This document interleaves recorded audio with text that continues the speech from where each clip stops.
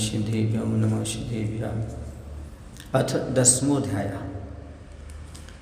अब 10वां अध्याय आ रहा है, मोक्ष तत्व का वर्णन आएगा 10वें अध्याय में। यहाँ पर 10वां अध्याय बताया जाए।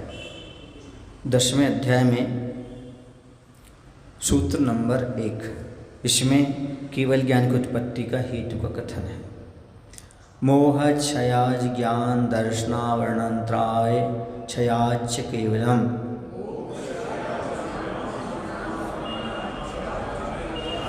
कहते हैं कि अंत में कहे गए मोक्ष के स्वरूप के कथन का अब समझ आ गया।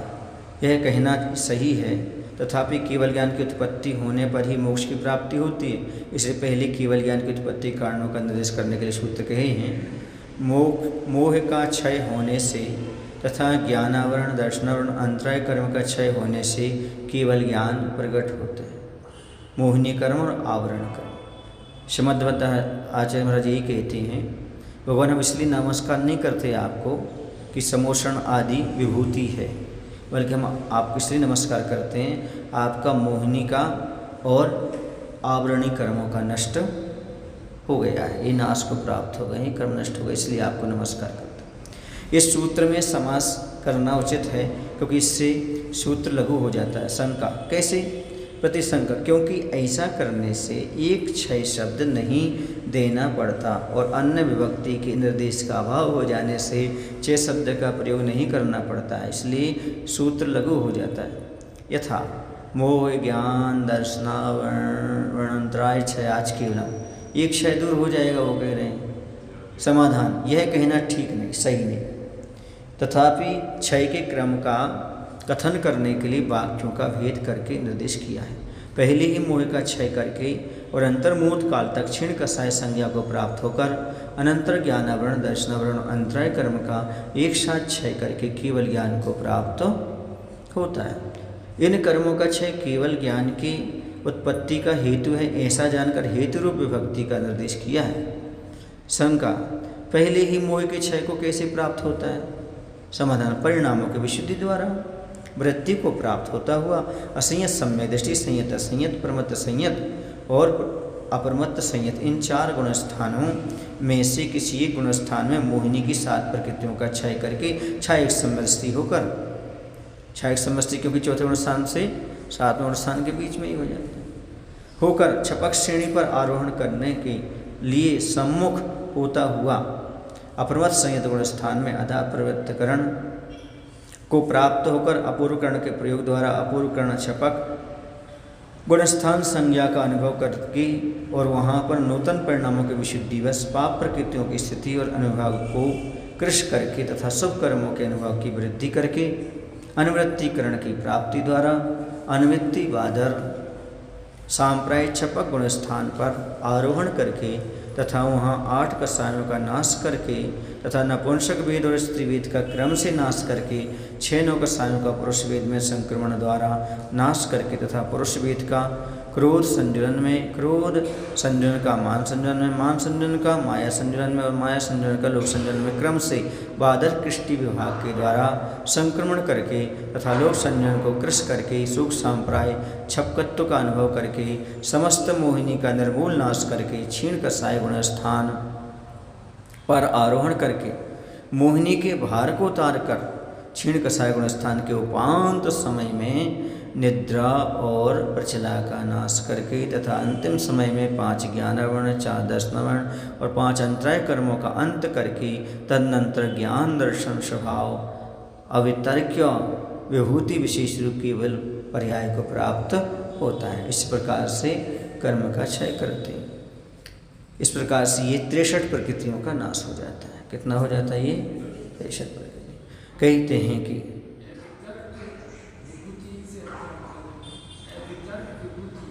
वितर्का श्रुतम, हाँ, जो आपका जो ये है इसको विशेष रूप से केवल ज्ञान पर्याय को प्राप्त कर रहे हैं। हाँ, तो उससे रहित हो गए। अब ऐसा, अब उनके पास कौन सी हो गई? केवल ज्ञान पर्याय प्राप्त हो गई, ऐसी पर्याय।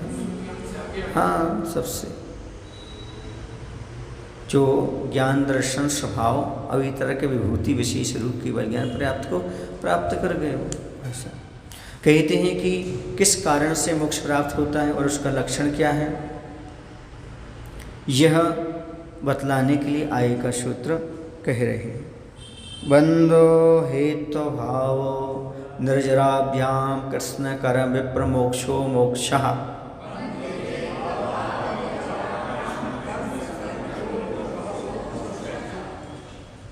बंध हेतुओं के अभाव और निर्जरा से सब कर्मों का अत्यंतिक क्षय होना ही मोक्ष कहलाता है।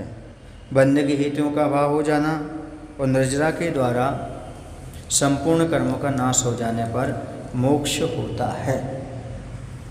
मिथ्या दर्शन आदि हेतुओं का अभाव होने से नूतन कर्मों का अभाव होता है और पहले कही गई निर्जरा रूप हेतु के मिलने पर अर्जित कर्मों का नाश होता है। इन दोनों से बंध हेतु भाव निर्जराभ्याम यह हेतु परक विभक्ति का निर्देश है।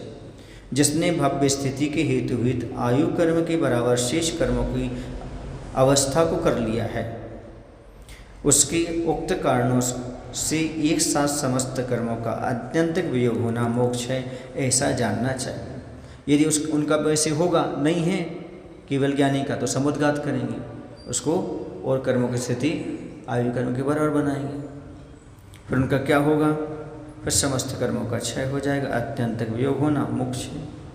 कर्म का अभाव दो प्रकार का होता है, यत्न साध और अयत्न साध। इनमें से चरम देह वाले की नरकायु, त्रियंचायु और देवायु का अभाव यत्न साध नहीं होता, क्योंकि जिन्हें मोक्ष जाना है उन्हें आयु का क्षय हो जाएगा, क्योंकि उन्हें आयु तो मिलने वाली अब है ही नहीं, क्योंकि चरम देह वालों के उनका सत्व नहीं उपलब्ध होता। अंतिम उनके पास सत्ता नहीं रहती। किसकी सत्ता नहीं रहती, नरकायु की, त्रियंचायु और देवायु। मनुष्य चूँकि अभी भुज्यमान आयु से चल रहा है, ऐसा है। मनुष्य आयु क्यों छोड़ी, क्योंकि भुज्यमान आयु भोग रहे उस आयु के लिए। ऐसे चरम देह वालों के उनका सत्व नहीं पाया जाता, ना तो नरकायु का, त्रियंचायु और देवायु। आगे यत्न साध अभाव कहते हैं। जी हो गया कौन सा, अयत्न साध। अब यत्न साध अभाव, इसके अलावा असंयत सम्य दृष्टि आदि 4 गुण स्थानों में किसी एक गुण स्थान में 7 प्रकृतियों के क्षय करते हैं। फिर पुनः निद्रा पिछला स्थान गति, नरक गति, रंज गति, एक इंद्री जाति, दो इंद्री जाति, तीन इंद्री जाति, चौंद्री जाति, नरगति, प्राज्ञानुपूर्वी, रंज गति, प्राज्ञानुपूर्वी, आतप, उद्योत, स्थावर, सूक्ष्म और साधारण नाम वाली 16 कर्म प्रकृतियों का अनुवृत्ति वाले संप्रदाय गुण स्थान में एक साथ क्षय करते हैं। इसके बाद उसी गुण स्थान में 8 कषायों का नाश करते हैं। पुनः वहीं पर नपुंसक वेद और स्त्री वेद का क्रम से क्षय करते हैं तथा 6 नवकषायों को एक ही प्रहार के द्वारा गिरा देते हैं, हास्य आदि षटक। तदनंतर पुरुष वेद संजन क्रोध, संजन मान, संजन माया का वहाँ पर क्रम से अत्यंत क्षय करते हैं तथा लोभ, संजन, सूक्ष्म प्राय गुण स्थान के अंत में विनाश को प्राप्त होता है। निद्रा और पिछला क्षीण कषाय भीतराक्ष छदमस्त गुण स्थान के उपांत समय में प्रलय को प्राप्त होता है। 5 ज्ञानावरण, 4 दर्शनावरण और 5 अंतराय कर्मों की उसी गुण स्थान के अंतिम समय में इसका क्षय हो जाता है। 16 प्रकृतियाँ यहाँ पर ये बताई जा रही हैं। 2 निद्रा हो गई और 5 ज्ञानावरण, 4 दर्शनावरण और 5 अंतराय। कोई एक वेदनी देवगति, औदारिक शरीर, वैकृक शरीर, आर्क शरीर, तेजस शरीर, कारणवान शरीर, 5 बंधन, 5 संघा, 6 संस्थान, औदारिक शरीर अंगोपंग, वैकृक शरीर अंगोपंग, आर्क शरीर अंगोपंग, 6 शयनन, 5 प्रशस्त वर्ण, 5 अप्रशस्त वर्ण, 2 गंध, 5 प्रशस्त रस, 5 अप्रशस्त रस, 8 स्पर्श, देवगति, प्राज्ञानुपूर्वी, अगुरु, लघु, उपघात, परघात, उच्छ्वास, प्रशस्त व्यायुगति, अप्रशस्त व्यायुगति, अपर्याप्त प्रत्येक शरीर, स्थिर, स्थिर, स्व स्व, दुर्भग, सुस्वर, दुस्वर, अनादेय, अयस्कीर्ति, निर्माण और निजगुत नाम वाली 72 प्रकृतियों का अयोग्य गुण स्थान के उपांत समय विनाश होता है। तथा कोई एक वेदनी मनुष्य आयु, मनुष्य गति, पंचेंद्री जाति, मनुष्य गति, प्रायुगन पूर्वी, त्रसबादर, पर्याप्त सुभग आदि, यस्कीति, तीर्थंकर, उच्चगोत नाम वाली 13 प्रकृतियों का अयोग्य विवस्थान के अंतिम समय में वियोग हो जाता है। इस प्रकार से अपन 85 प्रकृतियाँ पढ़ करके आए कर्मकांड में सब। तो विशेष अर्थ, कुल उत्तर प्रकृतियाँ 148 हैं, उनमें से चरम शरीर जीवों की नरकायु व देवायु का सत्व होता ही नहीं। आहारक चतुष्को तीर्थंकर का सत्व किसी के होता है, किसी के नहीं होता। जिसने प्रकृति बंद किया उनके, या जिसने आहार वृद्धि के लिए प्राप्त करी उनके, इनके सेवा से इस प्रकृतियों का सत्व नियम से होता है। यह जीव गुणस्थान क्रम से बंध हेतुओं का अभाव करता है, इसलिए क्रम से नूतन बंध का अभाव होता जाता है और सत्ता में सत प्राचीन प्रकृतियों का परिणाम विशेष से क्षय करता जाता है, इसलिए सत्ता में स्थित कर्मों का भी अभाव होता जाता है। और इस प्रकार अंत में सब कर्मों का वियोग हो जाने से यह जीव मुक्त हो जाता है, मोक्ष हो जाता है उसको। यहाँ मोक्ष शब्द का प्रयोग कर्म, नौकर्म और भाव कर्म के वियोग अर्थ में लिया गया है। तीनों प्रकार के कर्म नष्ट हो जाते हैं।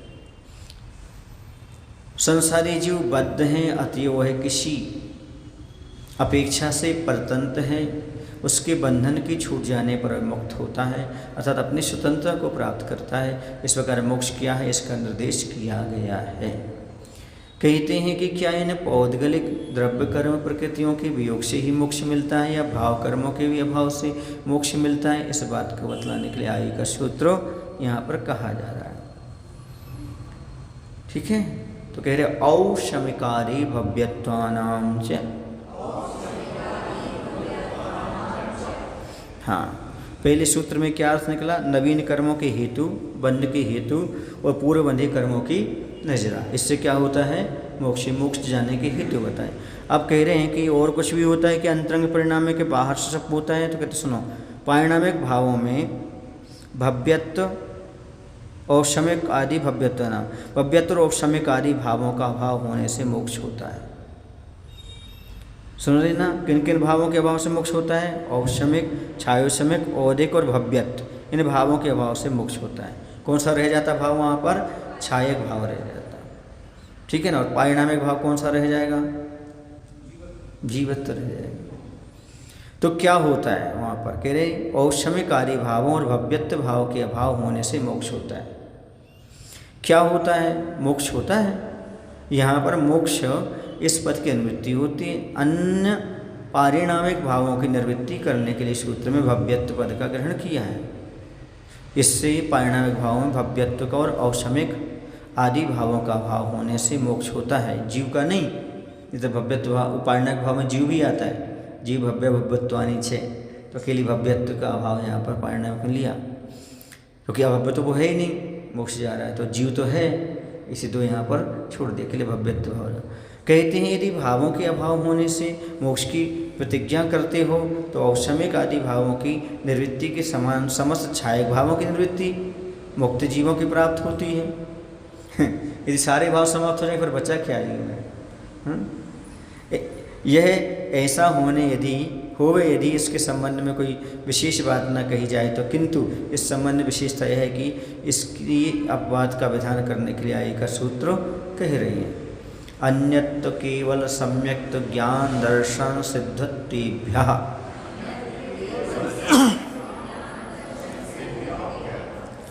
हाँ, तद अनंतरम नहीं, अन्यत्व केवल सम्यक्त ज्ञान दर्शन सिद्धत्वेभ्यः, मोक्ष में केवल सम्यक्त ज्ञान और दर्शन और सिद्धति चार भाव का क्षय नहीं होता। समझ गए, केवल सम्यक्त का, केवल ज्ञान का, केवल दर्शन को, सिद्धत्व भाव का भाव नहीं होता। भव्यत्व क्यों निकल जाता है, क्योंकि टिकट वहाँ तक लगता है जब तक अपन मंजिल पे ना पहुँचो। जैसे आपने यहाँ पर टिकट खरीदा डूंगरगढ़ का, जैसे आप स्टेशन पर जाए टिकट वहाँ दे के निकल जाते हैं। टिकट की कहाँ तक जरूरत रहती, रास्ते में, बाकी टिकट की वहाँ मंजिल पहुँच के फिर नहीं। ऐसे 14वें स्थान तक वहाँ पर भव्यत्व छूटा और चले गए, टिकट की जरूरत नहीं। यहाँ पर अन्यत्व शब्द की अपेक्षा पंचमी विभक्ति का निर्देश किया है।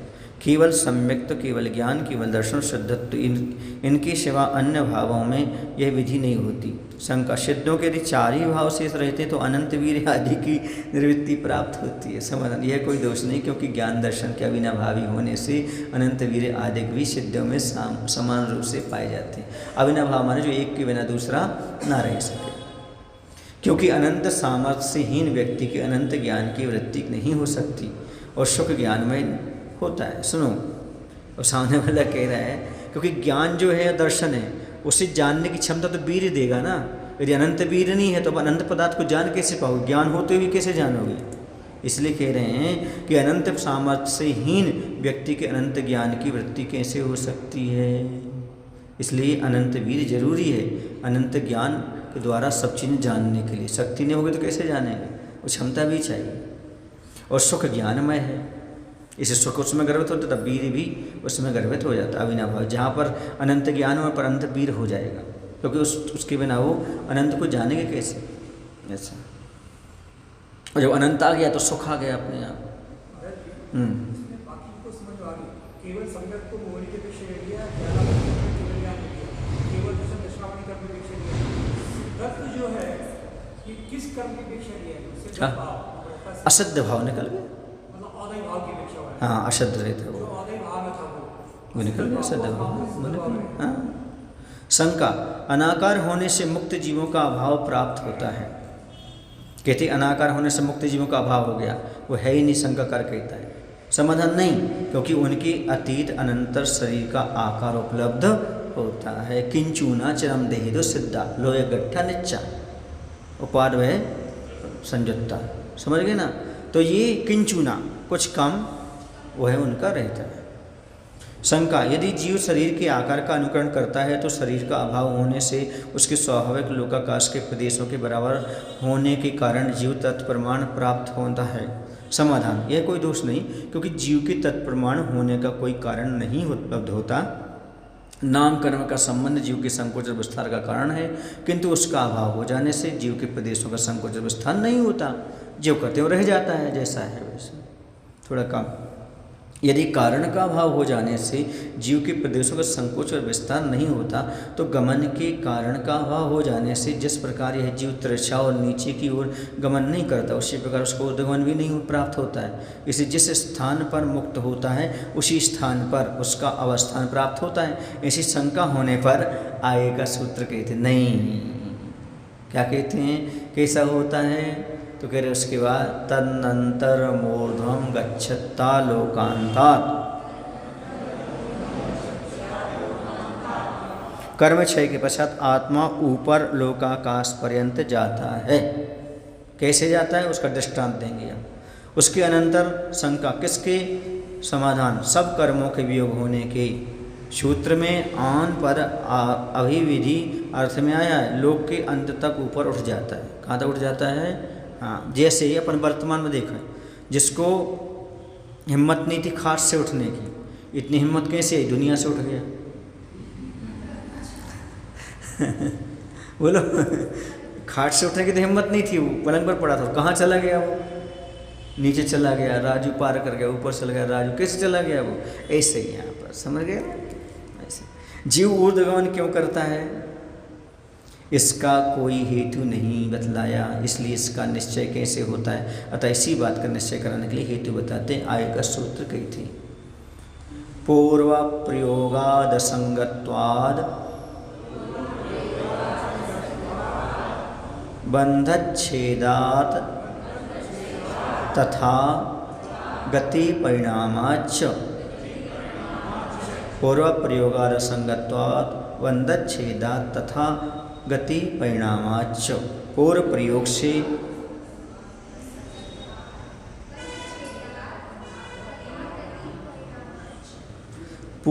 से संग का अभाव होने से, बंधन के टूटने से और वैसा गमन करना स्वभाव होने से मुक्त जीव ऊर्ध्वगमन करता है।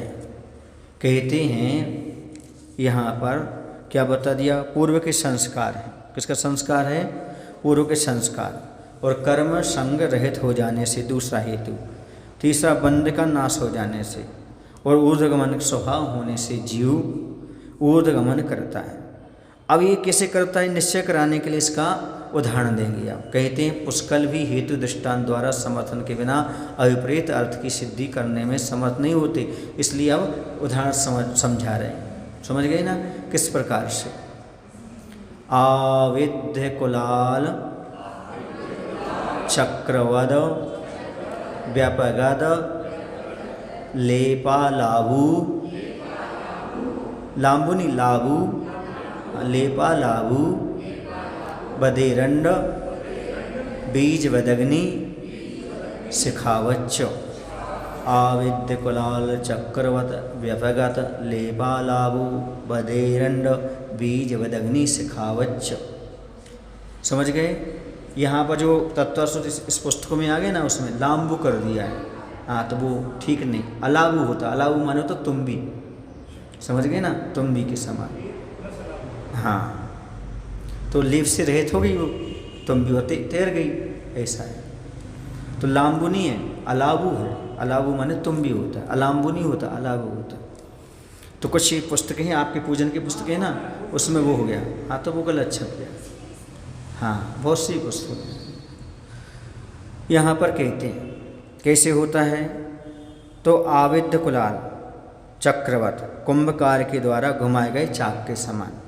दूसरा व्यपगत लेप अलाबूवत, अलाबू माने तुम्बी, लेप से रहित तुम्बी के समान। एरंड बीजवत, एरंडी के बीज के समान। एरंडी का बीज क्या होता है? जब भी फूटता है ऊपर की साइड उछटता है, वहाँ पीछे जो है ना ऐसे उछटते हैं वो, ऐसा। अग्नि शिखावच, और अग्नि की शिखा हमेशा कहाँ उठती है? ऊपर की ओर जाती है। तो मुक्त जीवों के ऊर्ध्वगमन के कारण यहाँ पर बताए जा रहे हैं। पूर्व प्रयोग सबसे पहले जो बताया था, पूर्व प्रयोग, पूर्व के संस्कार। तो पूर्व प्रयोग कैसे कहेगा? घुमाया हुआ चक्र का, ऐसे चक्र छोड़ दिया, अब वो घूमता रहता है। फिर संग का अभाव, लेप से मुक्त हुई तुम्बी के समान। ये कौन सा हो जाएगा? संग का अभाव, जो ऊपर कहा, कर्म संग का मतलब कर्म से रहे। वो लेप, वो अलाबू में से क्या निकल गई? लेप निकल गया तो ऊपर तैर गई वो, इस प्रकार से। फिर बंधन का टूटना, छिलके के हटने पर एरंड बीज का ऊपर उठना, वो बंधन हटा और एरंड ऊपर चला गया। और ऊर्ध्वगमन स्वभाव अग्नि के शिखा के समान। ये चारों का दृष्टांत दे दिया। पूर्व प्रयोग का हो गया घुमाया हुआ चाक, कुम्हार के चाकर के समान। संग का अभाव, लेप से मुक्त तुम्बी के समान। बंधन का टूटना, छिलके के हटते ही एरंड बीज का ऊपर जाने के समान। ऊर्ध्वगमन स्वभाव अग्नि की शिखा। इस प्रकार से यहाँ पर पूरा का पूरा बता गया। अब सूत्र का अर्थ पढ़ लेते हैं अपन यहाँ पर। टीका अर्थ, पिछले सूत्र में कहे गए हेतुओं का और इस सूत्र में कहे गए दृष्टांतों का क्रम से संबंध होता है। यथा कुंभकार के प्रयोग से किया गया हाथ, दंड और चक्र के संयोग पूर्वक जो भ्रमण होता है, उसके उपरत हो जाने पर भी पूर्व प्रयोगवश, उपरत माने रोक दिया गया, उसके बाद ही पूर्व प्रयोगवश संस्कार का क्षय होने तक चक्र घूमता रहता है। समझ गए ना? घूमता रहता है। उसी प्रकार संसारी आत्मा ने जो मोक्ष प्राप्ति के लिए अनेक बार प्रयोग किया है, प्रयत्न किए हैं, उसके कारण उसका ऊर्ध्वगमन होता है। फिर उसने कई बार मोक्ष जाने का प्रयास किया है, उसी कारण वह कहाँ जाता है? ऊपर ही जाता है। तो इसी प्रकार संसार में स्थित आत्मा ने मोक्ष की प्राप्ति के लिए अनेक बार प्रणिधान किया है, प्रयास किया है, उसका अभाव होने पर भी उसके आवेश पूर्वक मुक्त जीव का गमन जाना जाता है। इसलिए कहते बार बार प्रयोग करते रहो। असंगत्वात्, जिस प्रकार मृत्तिका के लेप से तुमड़ी जो भारीपन आ जाता है, उससे जल के नीचे पड़ी हुई तुमड़ी जल से मिट्टी के गीले हो जाने के कारण बंधन के शिथिल होने से शीघ्र ऊपर की जाती है, उसी प्रकार कर्म भार के आक्रमण से अधीन हुआ आत्मा उसके आवेश व संसार में अनियत से गमन कर रहा है, अनियम से गमन करता है, किंतु उसके संग से मुक्त होने पर ऊपर ही जाता है। बंधच्छेदात्, जिस प्रकार बीज कोश के बंधन के टूटने से एरंड बीज की ऊर्ध्व गति देखी जाती है, उसी प्रकार मनुष्यादि भाव को प्राप्त कराने वाले गतिमान और जातिमान नाम आदि समस्त कर्मों के बंध का छेद होने से मुक्त जीव की ऊर्ध्व गति जानी जाती है। तथा गति परिणामाच, जिस प्रकार त्र्यंच वाहन स्वभाव वाले वायु के संबंध से रहित दीप शिखा, त्र्यक वाहन मतलब तिरछे घूमने वाले, ऐसे तो दीप शिखा स्वभाव से ऊपर की ओर गमन करती है, उसी प्रकार मुक्त आत्मा भी नाना गति रूप विकार के कारणभूत कर्म का भाव होने पर ऊर्ध्व गति स्वभाव होने से ऊपर की ओर ही आरोहण करता है। हवा ऐसी ना चल रही हो सीधी जाती है, ऐसे यदि कर्म ना हो तो कर्म का ऐसा जी ऊपर जाता है। अब कहते हैं कि यदि मुक्त जीव ऊर्ध्वगति स्वभाव वाला है तो लोकांत से ऊपर भी किस कारण से नहीं गमन करता। अब यदि ऐसा है तो फिर आगे क्यों नहीं गमन कर रहा है। कुछ लोग कहते हैं, कुछ लोग क्या कहते हैं, कुछ लोग कहते हैं नहीं भगवान में इतनी ही योग्यता थी। हाँ, एकांतवादी आजकल ये बोलते भगवान इतनी योग्यता थी, है ना। नहीं, भगवान ने तो बहुत योग्यता थी, लेकिन कोई बीच में आ गया है, कोई ना कोई द्रव्य बाधक बन रहा है। कैसे होता तो किस रूप में, क्योंकि भगवान कोई बाधक नहीं बनता, उनमें इतनी ही योग्यता थी, वरना वो तो अलौकिक आकाश चले जाते। ऐसे कहने वालों के लिए सूत्र दिया हुआ है, समझ गए। हाँ, वो कहाँ से निकालते हैं, कहाँ से पढ़ते हैं पता नहीं आता। हाँ, निमित्त कुछ नहीं करता, ऐसा कहे ना, सब उपादान इसलिए हो वो कर देते हैं। धर्मास्ति काया भावात, धर्मास्ति काय का अभाव होने से मुक्त जीव लोकांत से और ऊपर नहीं जाता। धर्मास्ति काय अभावात, इसका अभाव होने से उस जीव और पदगलों का गमन धर्म द्रव्य की सहायता से ही होता है, और अलोक आकाश में मात्र आकाश द्रव्य रहता है। ऐसा गति के उपकार का कारण वो धर्मास्तिकाय लोकांत के ऊपर नहीं है, इसलिए मुक्त जीव का आलोक में गमन नहीं होता। और यदि आगे धर्मास्तिकाय का अभाव होने पर भी आलोक में गमन माना जाता है तो लोकालोक के विभाग का अभाव प्राप्त हो जाएगा। इसलिए सिद्ध भगवान को भी निमित्त रोक लेता है। कौन रोक लेता है? हाँ, इसी निमित्त को मानो। किसको मानो? निमित्त को।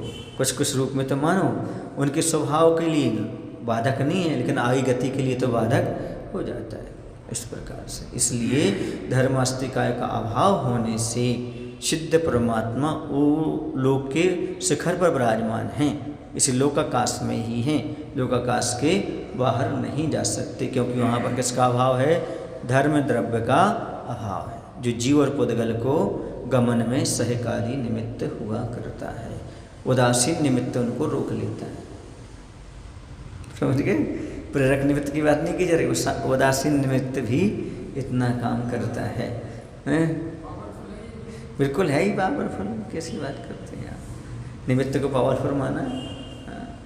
इतना प्रबल निमित्त था, हमें थोड़ी बेंगलोर चतुर्मास करना था, पर आपका प्रबल निमित्त मिला, उपादान भी उसूल ढल गया और चातुर्मास हो गया। ये भी तो निमित्त होता है। पुण्य जीव, पुण्यवान जीव हैं तो उनके भावी भाग हैं, जो कि बस आए इस प्रकार से पुण्य के योग से इस प्रकार का हो जाता है। बिल्कुल बिल्कुल, हाँ, अकाल में खिर जाती है, यदि राजा चक्रवर्ती आदि आ जाए तो ऐसा हो जाता होता है। ये सब मानना तो पड़ेगा पुण्यशाली जीवों के बारे में। अब आगे चलते हैं। निमित्त को स्वीकार करना ही होता है। कहते हैं कि निर्वाण को प्राप्त हुए जीव गति जाति आदि भेद के कारणों का अभाव होने से भेद विवाह से रहित ही हैं, फिर भी इनमें कथनचित भेद भी हैं। क्योंकि क्षेत्र काल गति लिंग तीर्थ चारित्र प्रत्येक बुद्ध बोधित ज्ञानाहो गाहनांतर संख्याल्प बहुततः साध्या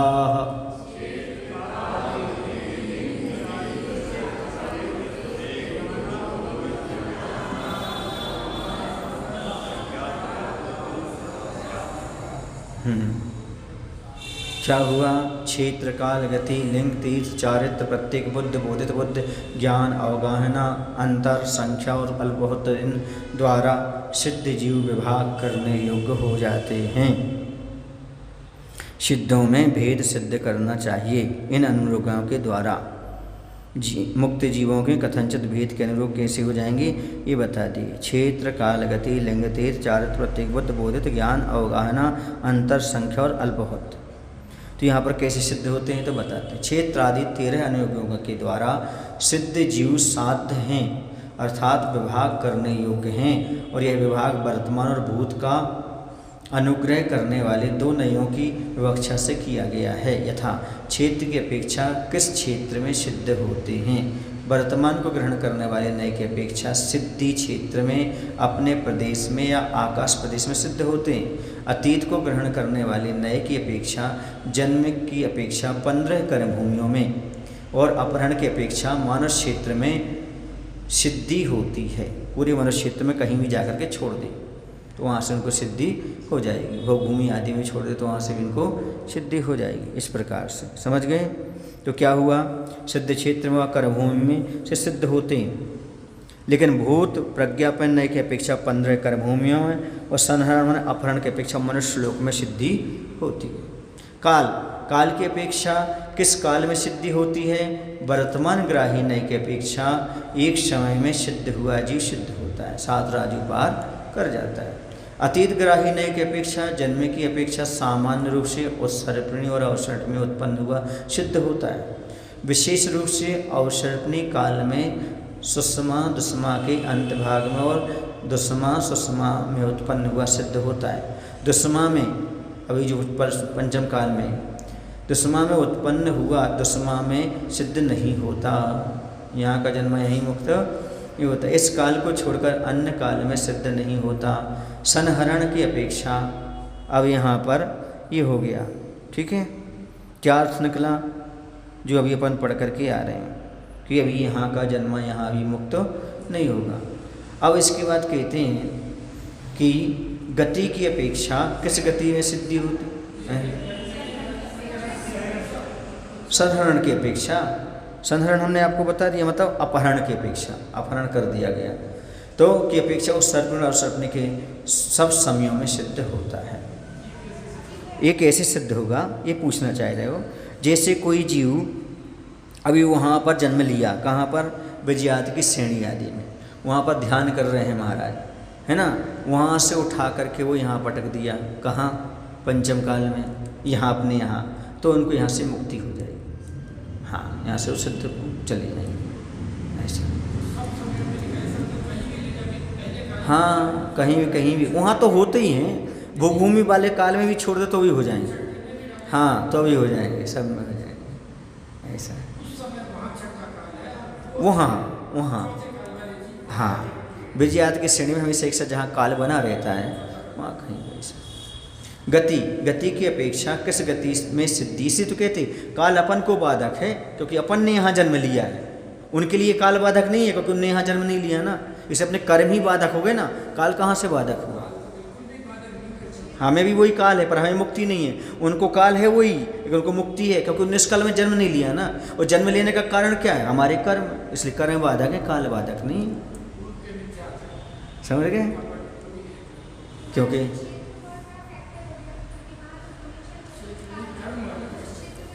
तो पुण्य है वो, तुम्हारी कर्म सूक्ष्मता से हुआ वहाँ जन्म, और यहाँ हुआ तो इसे तो कहते हैं पंचम काल में जन्म होना है। नहीं, पहले नरक से बदतर मानते थे ना, इसे तो मानते थे। पहले वो कहते थे ना हम किसको छोड़ करके जा रहे हैं।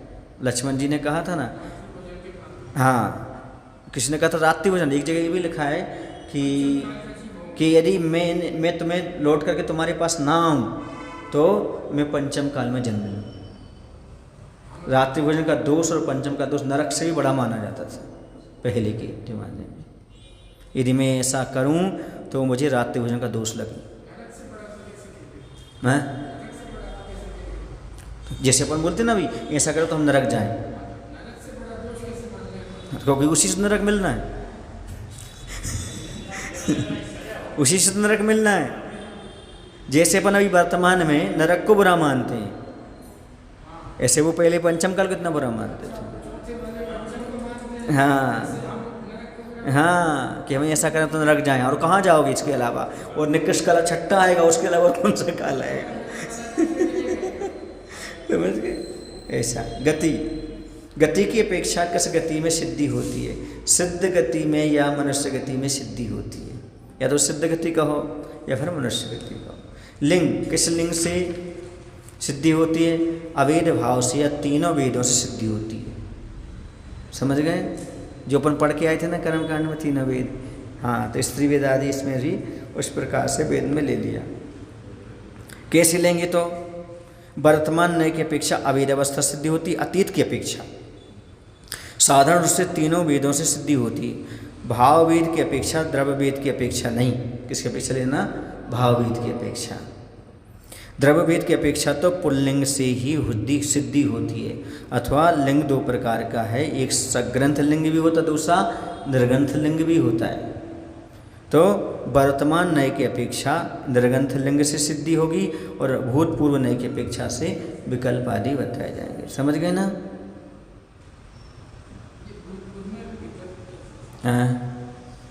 द्रव्य की अपेक्षा पुल्लिंग से ही सिद्धि होगी अभी, और निर्ग्रंथ लिंग से सिद्धि होगी।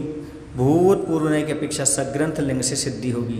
पहले कभी हम वस्त्रधारी रहे होंगे, वो जो ही तीर्थंकर थे पहले वस्त्रधारी था, बाद में आकर के मुनि बना। ऐसा तीर्थ सिद्धि दो प्रकार की है, तीर्थंकर सिद्ध और इतर सिद्ध। ठीक है, कोई तीर्थंकर होकर सिद्ध होते हैं और कोई सामान्य केवली होकर सिद्ध होते हैं।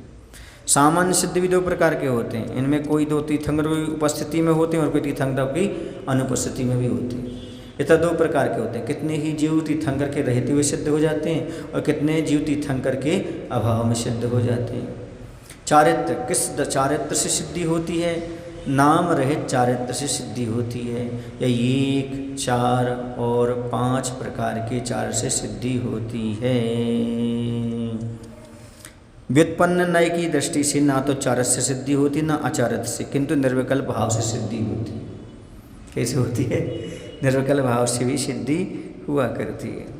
और इसलिए तो भूतपूर्व नय से में अनंतर दृष्टि से यथाख्यात चार से सिद्धि होती है, क्योंकि अंत में कौन सा रहता है? यथाख्यात चारित्र रहता है। व्यवधान दृष्टि से 4 या परिहार विशुद्धि सहित 5 से सिद्धि होती है, ऐसा भी ले सकते हैं। प्रत्येक बुद्ध बोधित बुद्ध अपनी शक्ति रूप निमित्त से होने वाले ज्ञान के भेद से प्रत्येक बुद्ध होते हैं, और परोपदेश रूप निमित्त से होने वाले ज्ञान के भेद से बोधित बुद्ध होते हैं। इस प्रकार ये दो प्रकार के हो जाते हैं। समझ गए? प्रत्येक बुद्ध ऋषभनाथ, उन्हें एक और नीलांजना उपस्थित करना पड़ी थी। वे प्रत्येक बुद्ध ऋषभनाथ तथा एक स्वयं बुद्ध भी होते हैं, जो बिना किसी बहिरंग कारण के स्वयं दीक्षा धारण कर लेते, वो स्वयं बुद्ध हो जाते हैं। ये प्रत्येक बुद्ध थे, इन्हें किसी ने उपदेश तो नहीं दिया, एक निमित्त तो मिला, तो प्रत्येक बुद्ध हो गए। कौन? एक और नीलांजना। और स्वयं बुद्ध, उन्हें कोई निमित्त नहीं, अपने आप ही उनका हो जाता है। ऐसा इसमें अपनी शक्ति रूप निमित्त से होने वाले ज्ञान की वजह से प्रत्येक बुद्ध, वो बोधित बुद्ध होंगे। जो कुछ प्रत्येक बुद्ध सिद्ध होते हैं जो परोपदेश के बिना, तो उपदेश कहाँ मिला उन्हें? देखो, प्रत्येक बुद्ध में दो चीजें हैं, प्रत्येक बुद्ध और स्वयं बुद्ध। बोधित बुद्ध अलग चीज है। हाँ, ये तो तीर्थंकर की बात करेंगे। अब तो पूरा तो सुनो, पहले हमने 3 भेद कर दिए, प्रत्येक बुद्ध, स्वयं बुद्ध और बोधित बुद्ध। तो ऋषभदेव जी तो प्रत्येक बुद्ध थे, क्योंकि उन्हें नीलांजना का निमित्त मिला था। कुछ ऐसे होते बिना निमित्त के भी स्वयं बुद्ध हो जाते, उन्हें कोई निमित्त की जरूरत नहीं पड़ती। ये भी स्वयं हुए हैं, किसी का उपदेश नहीं मिला, लेकिन नीलांजना मिली, निमित्त मिला, उनको बिना निमित्त के भी हो जाते हैं, वो स्वयं बुद्ध कहलाते हैं। ऐसा तो कुछ प्रत्येक बुद्ध सिद्ध होते हैं जो परोपदेश के बिना स्वशक्ति से ही ज्ञान अतिशय प्राप्त करते हैं। कुछ बोधित बुद्ध होते हैं जो परोपदेश पूर्वक ज्ञान प्राप्त करते हैं। तो जैसे प्रत्येक बुद्ध ऋषभनाथ, एक और नीलांजना, तथा एक स्वयं बुद्ध भी होते हैं जो बिना किसी बहिरंग कारण के स्वयं दीक्षा धारण कर लेते हैं। ज्ञान, किस ज्ञान से सिद्धि होती है? 1, 2, 3 और 4 प्रकार के ज्ञान विशेष से सिद्धि होती है। समझ गए? प्रत्युत्पन्न की दृष्टि से एक केवल ज्ञान से ही सिद्धि होती है, और भूत प्रज्ञापन्न की दृष्टि से 2, 3 या 4 ज्ञानों से सिद्धि होती है। ऐसा तत्वार्थवाद ग्रंथ कहते हैं। अब इसके बाद अवगाहना, आत्मप्रदेश में व्याप्त करके रहना, इसका नाम अवगाहना है। वह 2 प्रकार की, जघन्य और उत्कृष्ट। उत्कृष्ट अवगाहना 525 धनुष और 525 धनुष है ना, और जघन्य अवगाहना कुछ कम 3.5 अरत्नी है। बीच के भेद अनेक हो जाते हैं, किसी एक अवगाहना में सिद्धि होती है। इस प्रकार से उत्कृष्ट अवगाहना कितनी हो गई? 525 धनुष। जघन्य अवगाहना 3.5 अरत्नी प्रमाण। अरत्नी मतलब यहाँ तक, ये अरत्नी तक हो जाता है। ऐसा जी जी पूरा जी अरत्नी तक कहलाता हाथ। हाँ ऐसा इतना पूरा हो जाएगा। ये हाथ इतना तक नहीं कहलाता जी, अरत्नी प्रमाण तक हो जाता है। हाँ यहाँ तक तो हाथ और अरत्नी में क्या अंतर है? जी अलग से आ जाता ना इतना अरत्नी प्रमाण। तो इसको किस मानेंगे? ये पूरा आ जाता, ये पूरे यहाँ तक आ जाएगा ऐसा। इस प्रकार से पूरा हो जाएगा। हाँ हाँ तो रत्नी प्रमाण तक ये पूरे यहाँ तक हो जाएगा ऐसा। इस प्रकार से वो पूरा माना जाता है। तो ये कैसा हो गया? तो उन्होंने कहा अवगाहना 525 धनुष और जगन्नावना 3.5 अरत्नी प्रमाण है। मध्य में अवगाहना का अनेक भेद है। भूतपूर्व नैसेयन अवगाहनाओं से सिद्ध होती है और प्रत्युत्पन्न की अपेक्षा से कुछ कम इन्हीं अवगाहनाओं से मुक्ति हो जाती है। अब इसके बाद आता है अंतर। क्या अंतर है? सिद्धि को प्राप्त होने वाले सिद्धों का जघन्य अंतर का अभाव 2 समय है और उत्कृष्ट अंतर का अभाव 8 समय है। जघन्य अंतर 1 समय है और उत्कृष्ट अंतर 6 महीना है। ये अपन पहले समझ करके आए थे। सिद्ध होने में जघन्य अंतर 1 समय है और उत्कृष्ट अंतर कितना है? अधिक से अधिक अंतर पड़ेगा तो 6 महीना, और इस प्रकार से ले लेना ऐसा। तो अधिक से अधिक कितना पड़ सकता है अंतर? 6 महीना पड़ सकता है। जघन्य अंतर का अभाव 2 समय है और उत्कृष्ट अंतर का अभाव 8 समय है। जघन्य अंतर 1 समय भी है और उत्कृष्ट अंतर 6 महीना। अब संख्या, जितने जीव एक साथ मुख जाते हैं संख्या कहलाती है। जघन्य रूप से एक समय में एक जीव सिद्ध होता है और उत्कृष्ट रूप से एक समय में 108 जीव सिद्ध होते हैं। ये संख्या हो गई उनकी। एक साथ कितने मुख से जा सकते हैं? तो एक समय में जघन्य से एक जीव सिद्ध हो सकता है और उत्कृष्ट से 108 जीव एक समय में सिद्ध हो सकते हैं। अब अल्प बहुत क्षेत्र आदि की अपेक्षा भेदों को प्राप्त जीवों की परस्पर संख्या का विशेष प्राप्त करना अल्प बहुत है। यथा वर्तमान नय की अपेक्षा सिद्धि क्षेत्र में सिद्ध होने वाले जीवों का अल्प बहुत नहीं है। भूतपूर्व नय की अपेक्षा विचार करते हैं सिद्ध क्षेत्र जीव 2 प्रकार के, जन्म सिद्ध और संहरण सिद्ध है ना। इनमें से संहरण माने अपहरण द्वारा लिए गए सिद्ध जीव सबसे अल्प हैं। इनसे जन्म सिद्ध जीव संख्यात गुणे मान करके चलो। कितने हैं? संख्या ऐसा।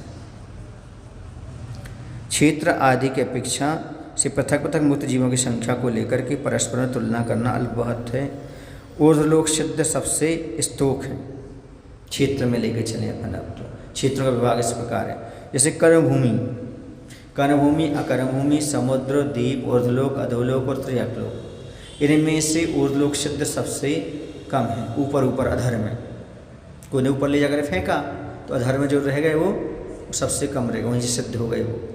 इनमें अधोलोक सिद्ध संख्यात गुण हैं इनसे, एवं त्रियकलोक सिद्ध संख्यात गुण हैं। समुद्र सिद्ध सबसे स्तोक हैं, किसी को जेकर समुद्र में पहुँच गए।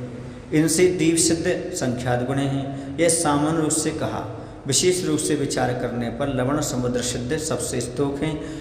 इनमें कालोदरी सिद्ध संख्यात गुण हैं।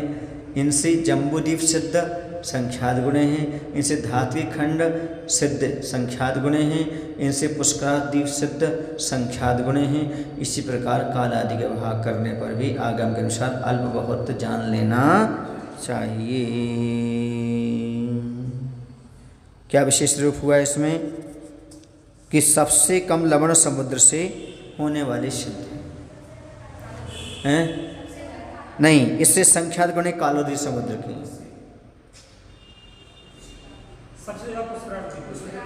है ना।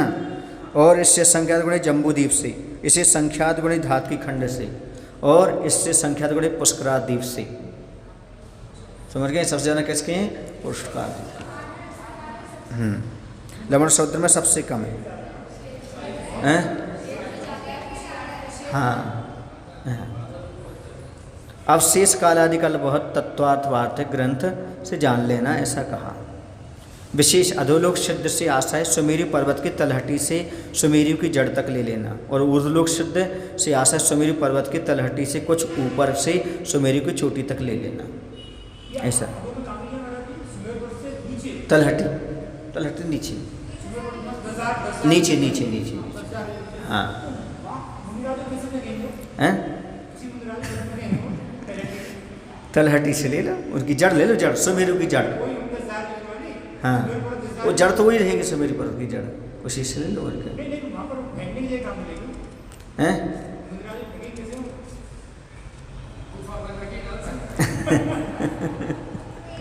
तो लिया तो ये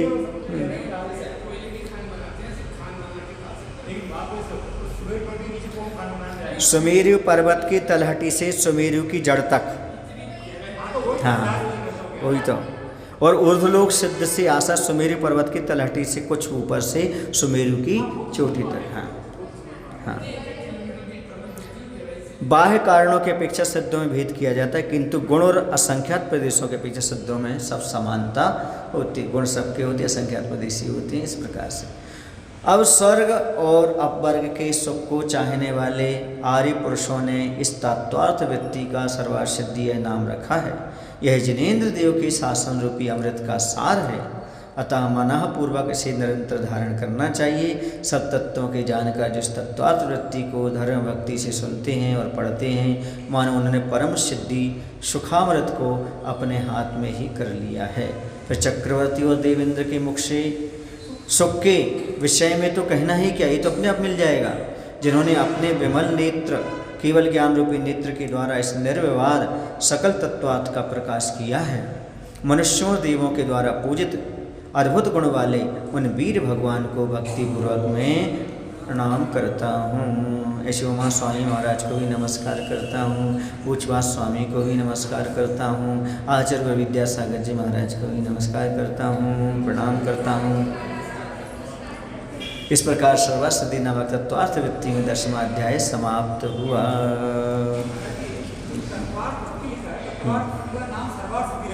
हाँ सर्वसिद्धि नामक तत्वार्थ वृत्ति, ये जो लिखी गई है टीका वो है उसका नाम।